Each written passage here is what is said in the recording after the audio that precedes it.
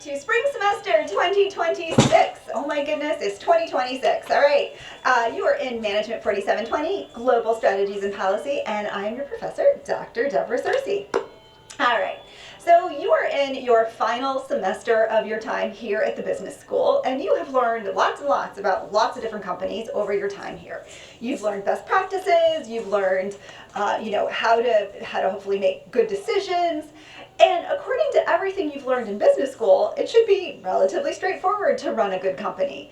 And yet, right? Kmart and Walmart started about the same time in the 1960s in Middle America. Walmart is now the largest retailer in the world, and Kmart has declared bankruptcy 3 times. RC Cola and the Coca-Cola Company. Again, relatively similar history. In fact, RC Cola was even more popular and more valuable as a brand in the 1960s rather than Coca-Cola, and much more innovative, actually. I'm going to talk about them a lot. And yet now RC Cola is sold on the bottom shelf of Publix, and Coca-Cola has the most recognized logo in the world. So what happened? Well, that's what we're going to talk about this semester. I would argue it is strategy. All right, so today is syllabus day. I'm going to talk a little bit about the expectations for the class, and I'm going to introduce myself to you all. I am one of those professors that talks a lot about myself and my family, and I give examples of my husband and his business. So here we are. You can put a name with a face. I'm going to show you a little bit about me. So, name, Deborah Wood Searcy, PhD. When I was a little girl, I grew up wanting to be a costumed actor at Williamsburg. I wanted to churn butter for tourists. I thought I liked history, I liked teaching, I liked dressing in costumes. Never did land that dream job of churning butter for tourists, but I still dress up and I still do lots of teaching.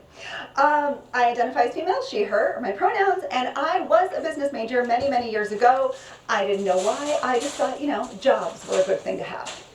So, a little bit more about me. I'm on a mission to take my kids to see all 50 states. I have been to 49. The only one I'm missing is North Dakota, and my children have actually been to 47 states. So here we are, whitewater rafting in Idaho, through the Upper Peninsula of Michigan, and here we are at Lambeau Field in Wisconsin. We are Dolphins fans, and by we, I mean I married into it. My husband's family have been season ticket holders of the Dolphins since before my husband was born. So if you're a Patriots fan, you probably won't pass my class. I'm kidding. I am the type of mom that dresses her family in matching pajamas for Christmas. So I'm originally from California, born and raised, and then I went to undergraduate at the University of Virginia. I have my master's degree from the University of Miami and my PhD from the University of Maryland. I do like dressing up. I bribe my children every year to dress in a matching family costume. This was us this most recent year as Super Mario Brothers. I was Toad. People like me so much, I'm an elected official. I'm actually the mayor of the village of North Palm Beach, about 45 minutes north of here, and I do drag my kids to places where people dress up in costume and churn butter. This is my son with some chickens in Plymouth, Massachusetts, where the Pilgrims landed, right? There's some chickens. All right, so this is the put it all together capstone class, the top of your class for your time here in the business school. And it is all about integration and putting together everything that you've learned over your entire career here at the FAU Business School. Every course has some goals and objectives, and it doesn't matter what 4720 section you take, we have the same goals. And so I'm going to talk a little bit about them and explain why my course is structured the way that it is. Okay, so this course has 5 learning goals. Number 1, develop critical thinking skills. That is the number 1 skill of this class. It's the number 1 goal of this class, and it is the number 1 skill that you need to succeed in life. Number 2 is just have general business knowledge, right? This class is, going to give you some general content knowledge. Number 3 is understand the situation that a firm is in, right? The competitive position of a firm right now and what that means for the future. Figure out how to formulate strategies, right? Not just, know what's going on right now, but figure out, this is part of critical thinking, how to tie it all together and make good decisions for companies going forward. And then finally, strong communication skills. All right, so let's talk a little bit more about critical thinking. Well, what is critical thinking? Basically, it's just, thinking. It's taking what you've learned in a past situation, in a past class, or in a past context, or a news article that happened in the past, something happened, and taking that information and applying it to a new situation, right? Learning what you've taking what you've learned in your marketing class and applying it here in this class right now. Talking about what happened to the McDonald's Corporation over the last 10 years, and talking about it here to predict the future of what good decisions McDonald's can make going forward, right? So critical thinking is simply the ability to compile information that you've received from various sources, look at it analytically, and then apply it to a new situation, right? And this isn't just an important class or important skill for this class or for business. Research shows that individuals who are good at critical thinking have all sorts of better life outcomes. So let me step back for a minute and talk about that phrase, research shows. Okay, here in the business school, or here in any university here at FAU, we are very proud, you've probably seen this around campus, we are very proud that we are a Research One university. What does that mean? It means that as an institute of higher education, as an institute of higher learning, we are engaged not just in teaching people, that's you, that's this class, but in investigating the world, in researching the world through good, solid research, right? Things that have to be peer-reviewed with large enough sample sizes and published in good journals, right? So we pride ourselves on the research that we do here at the university. And so when I say something like research says, that means that there are scientists somewhere in the world that did a study or multiple studies on a given topic, and they came to a conclusion that their peers would agree with, right? This isn't just like me coming up with a talking point. This is what scientists say. So when I say research shows, that means that there is data to back up my statement. And I have all these studies for you. If you are ever watching this video and you're like, well, what's the article that proves that? Send me an email and I will gladly, back up what I said with my research shows claim. Okay, so here we go. Research shows that individuals better at critical thinking have a couple of really good outcomes. They're better at their jobs and problem solving. Of course, that makes sense. You're good at critical thinking, you're going to be good at, better at your job.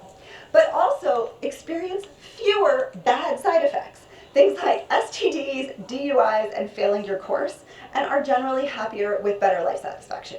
So the better you are at critical thinking, the happier you're going to be, the better you're going to be at your job, and the less likely you are to get, gonorrhea. All good things. Team component, I'm going to talk more about that in a bit. So I'm going to talk about this in just a sec. You are going to want to purchase CAPSIM, or go to capsim.com and purchase this simulation. And there is a final exam that goes along with it. The total should be approximately $80, I believe. There are 4 main quizzes over the course of the semester, and there's one cumulative quiz at the very end. Quizzes are approximately 30 minutes. There's one that's an exception. Multiple choice and short answer, video proctored. They're open for a 16-hour time window from 8 a.m. to midnight, whatever that is. 16 hours. And so they're open. The dates of those quizzes are posted right now on the syllabus. You can look them up. So schedule half an hour during that time. You will need a webcam, but I do understand that people work and have workplaces. So if you need to take it in a public place, that is okay, but it does need to be remotely proctored. There are no makeup quizzes. However, I do drop your lowest. And so most of my students, what that means is they don't take that final cumulative quiz because if they've already done well on the first 4. There also is a exam at the very end of the semester, and this is based, you have to complete the simulation on your own. So I'll talk more about that in a minute. Okay, the simulation. The biggest part of this class, this is the thing you're going to spend a lot of time thinking about. So we use the company called CAPSIM. It is the granddaddy of business simulations. It has been in existence. The company's been around for almost 50 years, and it is used around the world. It is a very well-respected simulation providing company. Other professors here in this business school also use it. You are going to learn iteratively. What does that mean? It means that you are going to do some rounds on your own in the simulation. And then I'm going to reset back to 0 so you can learn from your mistakes, and then you're going to make decisions as a team. And then we're going to reset the simulation again, and you're going to make decisions on your own again for that final exam. So you get to learn repeatedly over time, hopefully getting better and better and better each time you run the simulation. So you're going to do the simulation, and then you're also going to do some worksheets on the simulation, and then there's a final business plan that you're going to write at the end of the term. So let me show my little video on the simulation.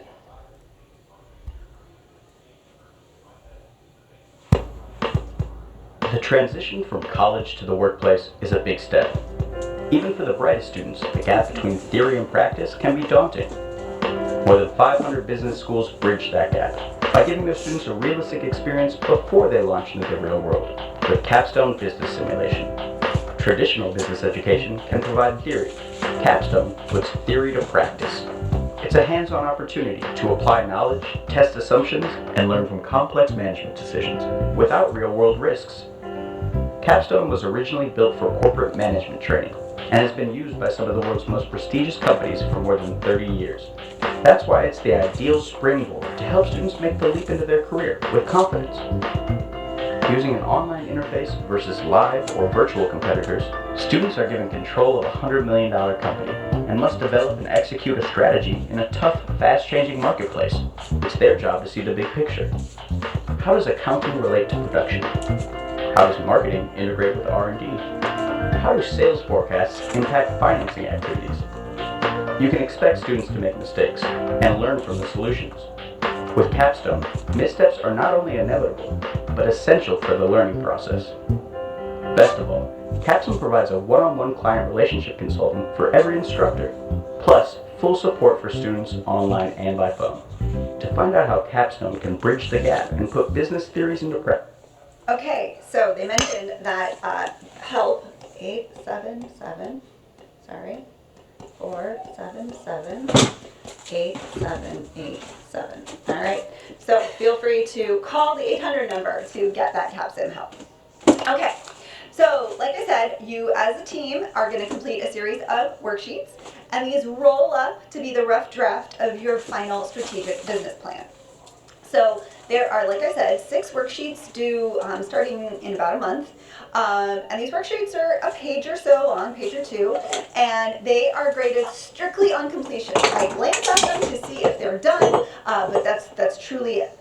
The better job you do on the worksheets, the easier that final report will be at the end, or the worse you do on the worksheets, then you have to do a little bit more polishing for that end.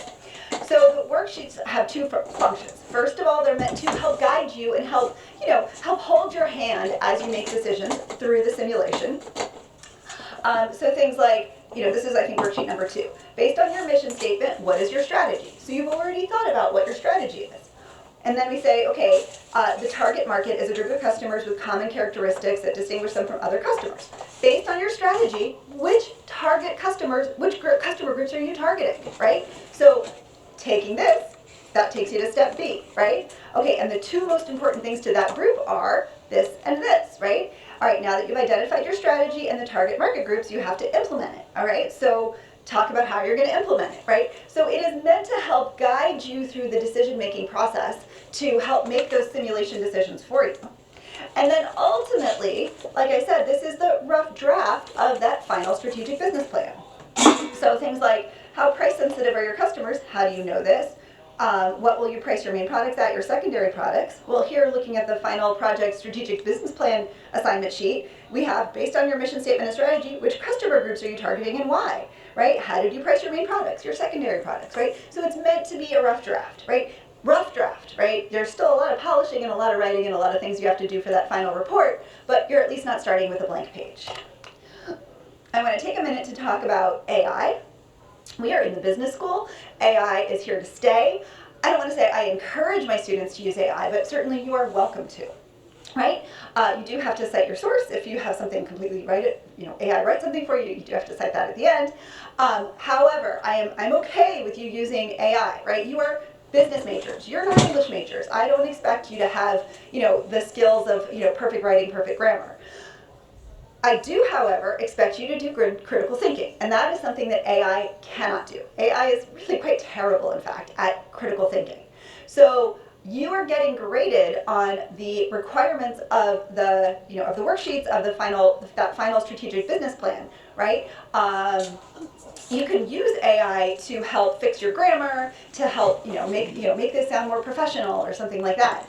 But AI is not going to help you write a report as Team Baldwin that pursued a differentiation strategy and launched product Baker in the third round, right? AI is not going to be able to just sort of come up with that for you. You're going to have to write that first, and then you can use absolutely AI to help coach you through it or to help polish up your writing at the end.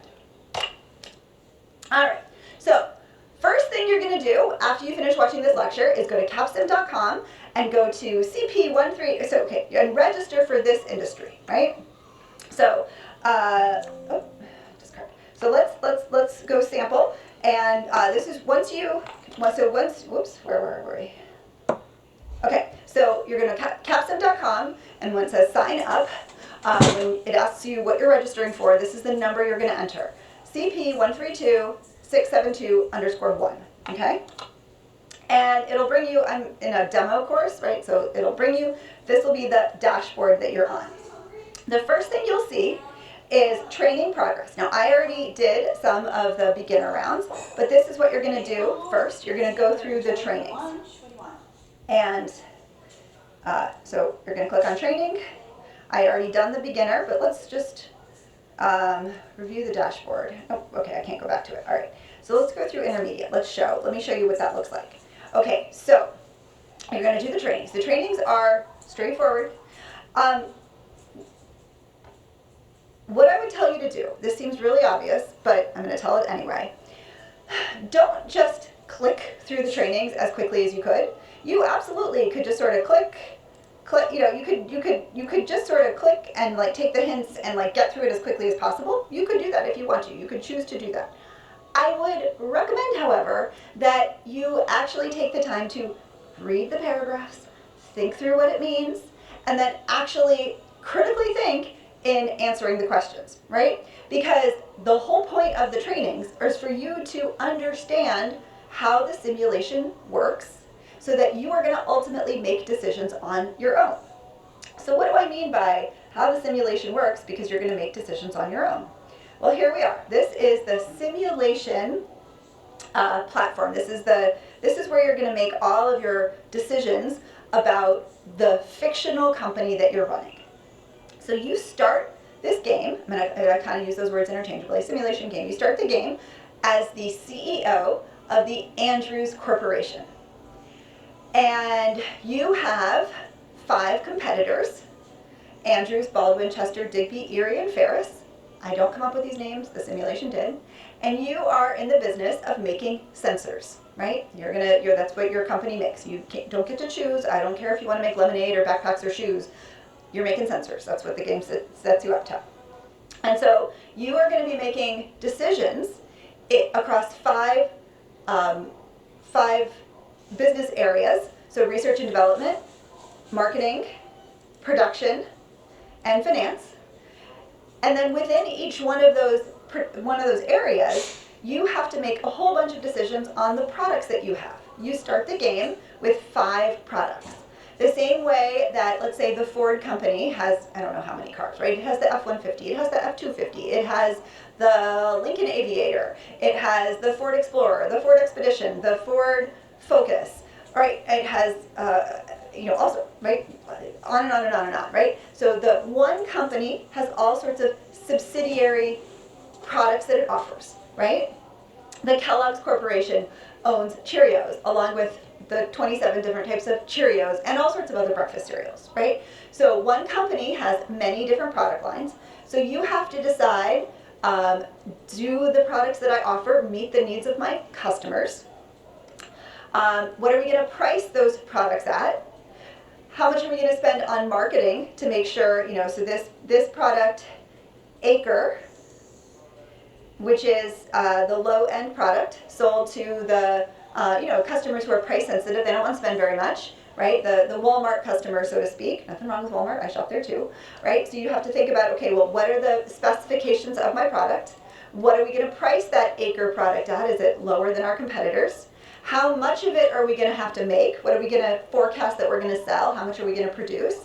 And then at the end of the day, can we pay for all those decisions with financing, right?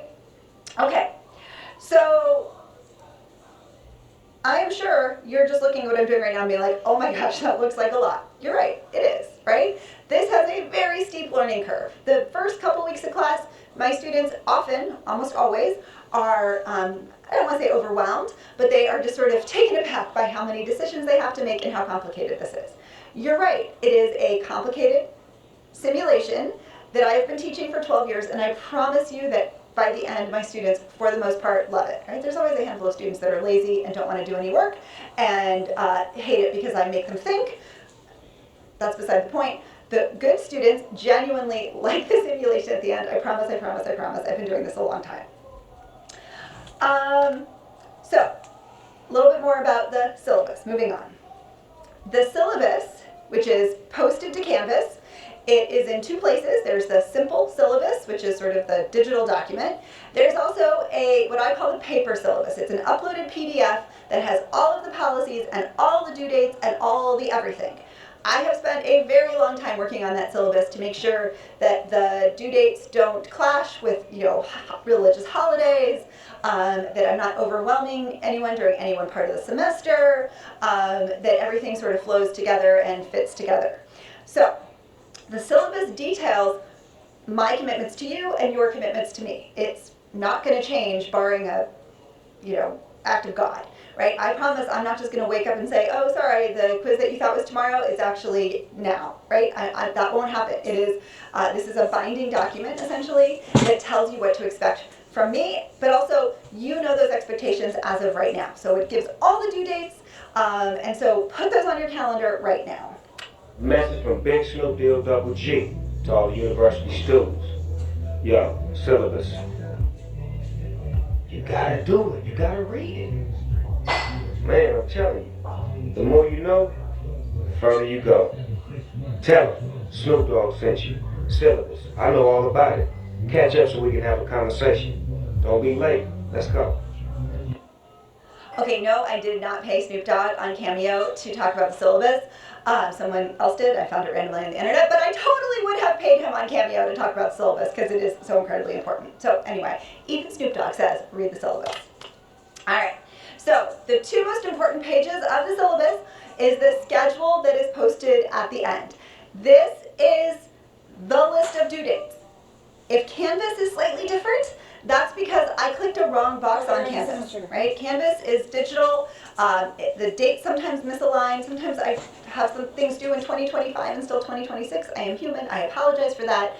These 2 pages of this paper document are the binding the binding dates of the class. Always go by this. So here we are, beginning of the course. First assignment that is due is to register for that simulation industry. And next week, by Wednesday, you should have completed the training through the intermediate rounds, right? So you should have purchased the simulation by next week and have done that basic training and that intermediate training. If you notice, I'm going to spend the first 3 lectures, so the first 2 weeks of the class, talking about the simulation. I'm going to teach you about it, I'm going to make sample decisions, I'm going to go in and kind of show how all the pieces work together. But, and this is a really big but, you are going to have to struggle through to figure out how the things all work together on your own. This is not the type of course, because life is not the type of situation where you can follow along on a YouTube video and get the right answers, right? The Coca-Cola Corporation isn't following a YouTube video when they're deciding, okay, well, should we launch a new type of soda, right? Coca-Cola, I don't know, black cherry or Coca-Cola vanilla or something like that, right? Coca-Cola has to figure it out on its own, right? If you're working for a small business and you're thinking of opening a second location, there's not a YouTube video or a set of instructions that you can follow that says, hey, we've been really successful in Palm Beach Gardens, Florida. What if we expanded to Miami? Well, I don't know. What if you expanded to Miami? Are people in Palm Beach Gardens and Miami the same? Would they have the same shopping patterns? Would they want to eat the same types of food? Possibly. I don't know. Right? Is Palm Beach, is Miami more based in foot traffic, whereas Palm Beach Gardens has a lot more driving type traffic, right? All sorts of complicated decisions. In the real world, you can't just follow along and enter a set of numbers and get the right answer and get an A, right? There are no A's in life. You have to apply the knowledge that you've learned previously to a new situation and sort of make the best choices you can, but there's no one right answer. There's answers that are better than others, but there's no one right answer. So you are going to make decisions where you enter a number, and then you enter another number, and you hit recalculate, and you see what happened, and you say, okay, well, all right, if I move that to that little spot there, it'll come out in November. Do I like that decision? Oh, no, you know what? I want it to come out before that, so maybe I won't make quite so big a decision. I'll make it come out instead in January of the following year, right? Oh, wait, that's even worse, right? There's tweaking. You make decisions. You do it again and again. It's iterative learning, right? So I'm going to teach you, but you can't just follow along. You have to sit down and sort of struggle through in the beginning, right? Okay, I've been doing this a long time. I'm going to preemptively explain the method to my madness and why I have made some of the strategic choices that I've made for this course, the pedagogical choices. The number one thing I get is students, especially in the beginning of the semester, say, I hate the simulation.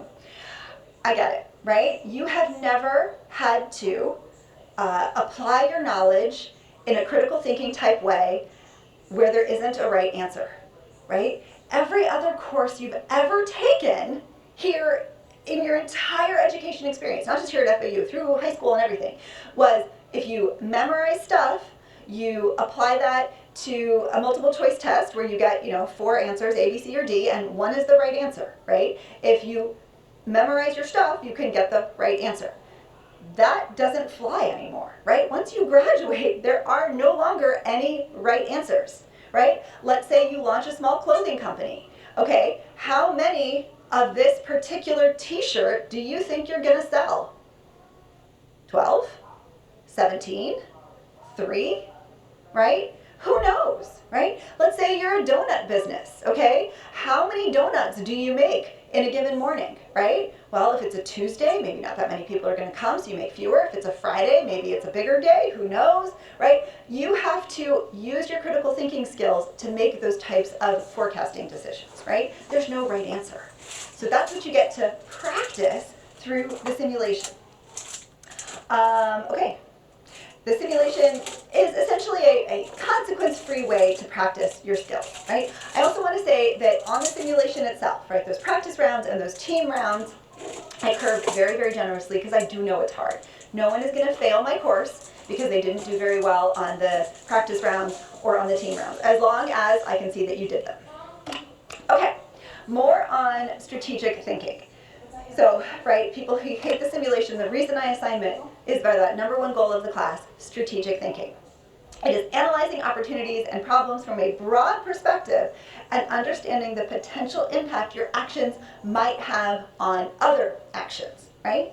It is a thinking skill where you can see issues, problems, opportunities, and threats in the bigger, broader perspective, right? It is an incredibly important skill. And think of it as like being an athlete. You don't just wake up one day and be good at athletics, right? Even amateur athletes, even weekend athletes practice. They do it again and again and again, right?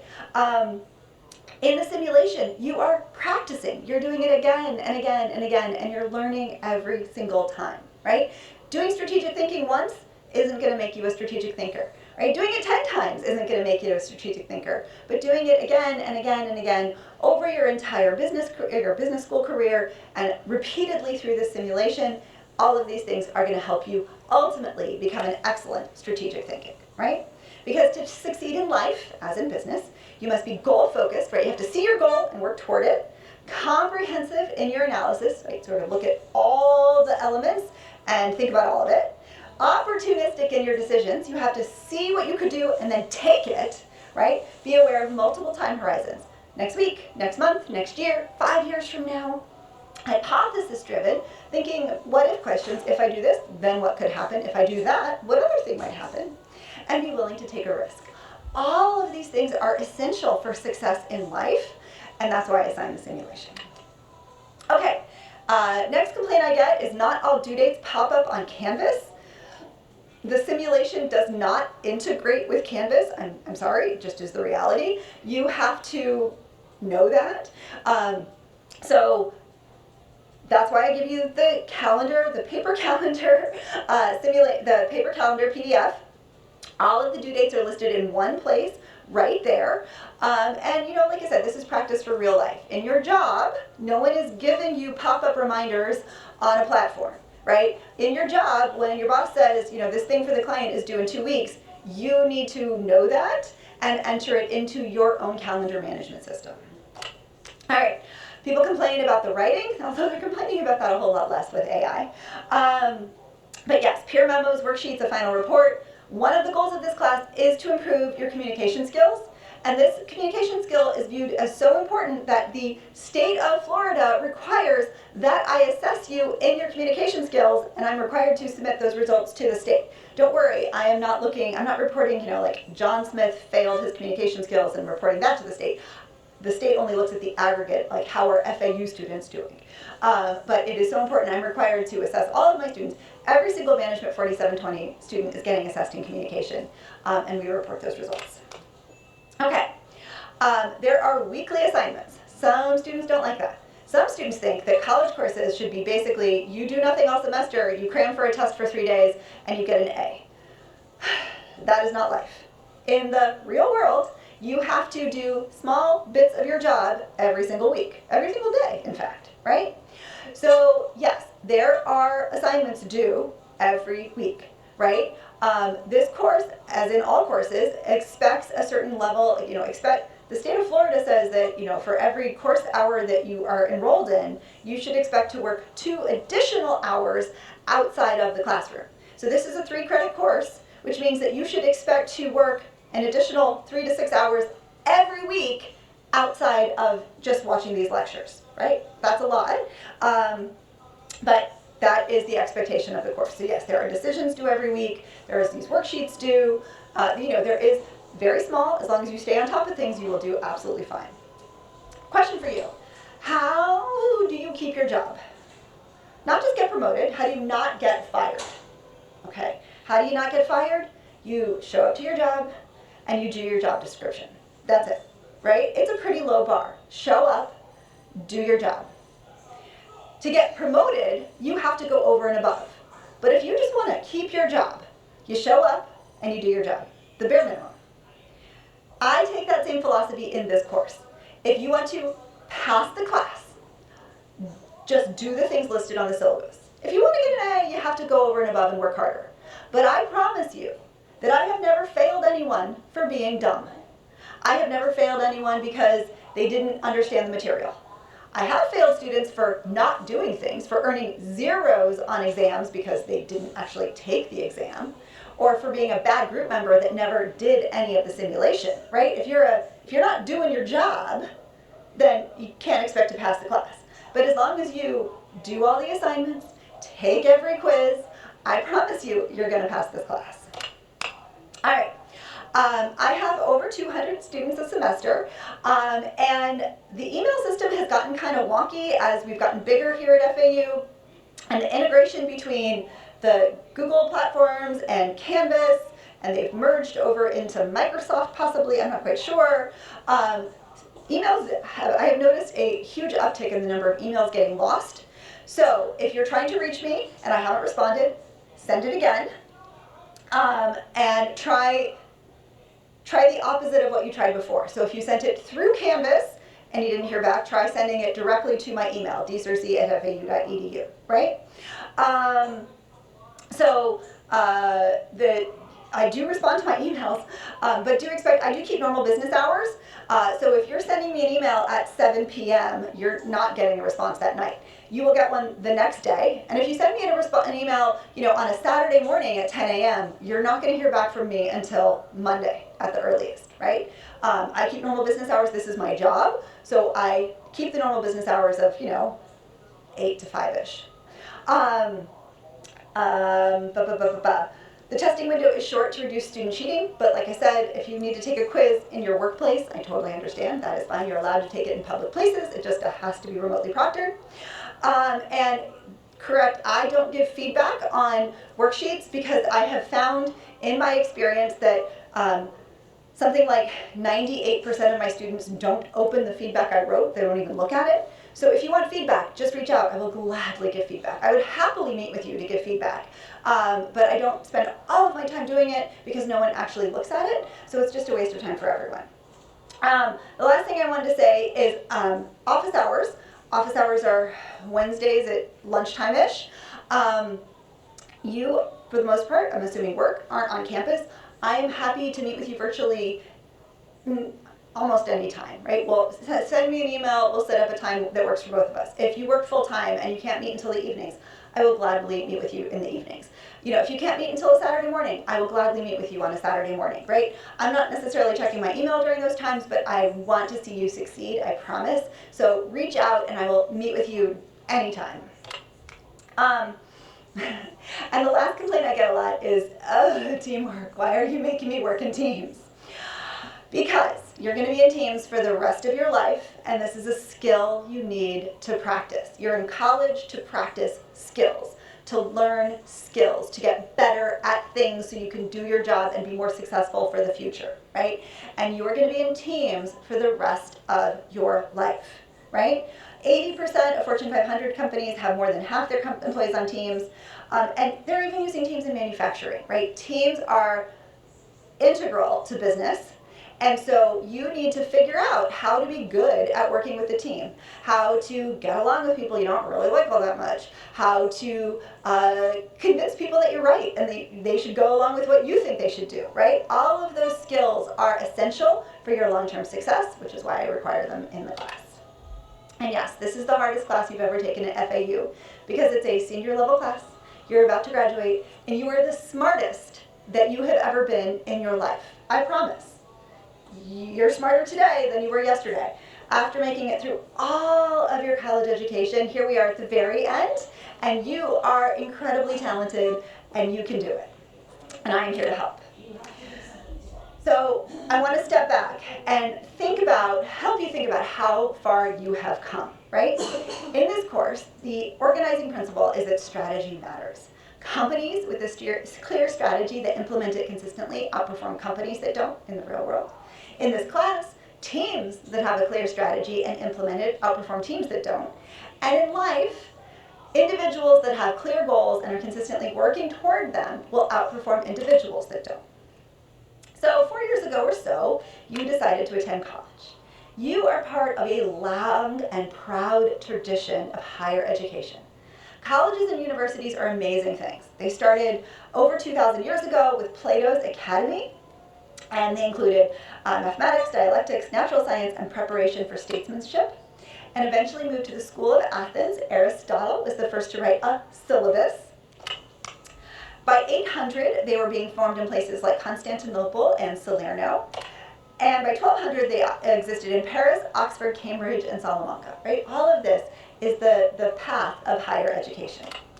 It took another 400 years for Harvard to even enter the picture. And today we refer to these collectively as institutions of higher education. Right there, that higher education bit, that's meaningful. That's why we're here. You're about to be more highly educated than almost everyone in the world, right? Statistically, about a third of you are the first in your family to go to college, which is absolutely amazing. And even if you're not the first in your family to go to college, statistically, only about 5% of the world achieves a college degree, right? So you might think you're just doing what is expected of you, but you are doing something truly amazing that most of the world only dreams of. That's why we are here. So let's bring this back to you. 4 years ago, this was all kind of fuzzy. You had ideas about what you would learn and what you would become, but I want you to think about for a second how far you've come, because here you are in your final semester, and I want you to reflect on, has it been what you thought? Has it been what you hoped? And more importantly, is there anything that you haven't accomplished yet that you thought you would do before you graduated? Okay, so this is your first miscellaneous contribution. What I want you to do is take a screenshot of what I'm saying right now, and take a few minutes and write a pre-graduation goal that you have not accomplished yet, right? What will it take for you to accomplish that goal before you graduate? So, you have 4-ish months, right? January to April, May. So what do you still want to do? What is the one thing you haven't done before you graduate? And what is one thing you want to learn about this semester? So post these to Canvas, right? There is at the very bottom of the modules, it says like additional modules, there is an assignment that says miscellaneous class contributions announced in class before, I think, February 15th. So when I announce a miscellaneous contribution, like I'm doing right now, open a Word document or notes on your phone or something like that, and answer the questions, and then you're going to post this to Canvas. There's a final due date, right? Everything, it's like February 20th for the ones first half of the semester. You can either do them as I announce them, so kind of upload a document one at a time, or you can keep a running long document of kind of as I announce them, you just kind of fill it in and then you submit one document for the due date. Either one's fine, but this is the only place I announce the miscellaneous contributions. I don't post them to Canvas. So you have to watch the lectures to hear the miscellaneous contributions. So let's get to it. Time's almost up. This is your last chance to see what you can do, and I am here to help. So first thing you do, go to capsim.com and register, start the intro exercises, and I'm going to spend the first few lectures covering all aspects of the simulation, right? So you've got this. I am excited to have this semester go forward. Have a wonderful day, everyone, and I will see you next class.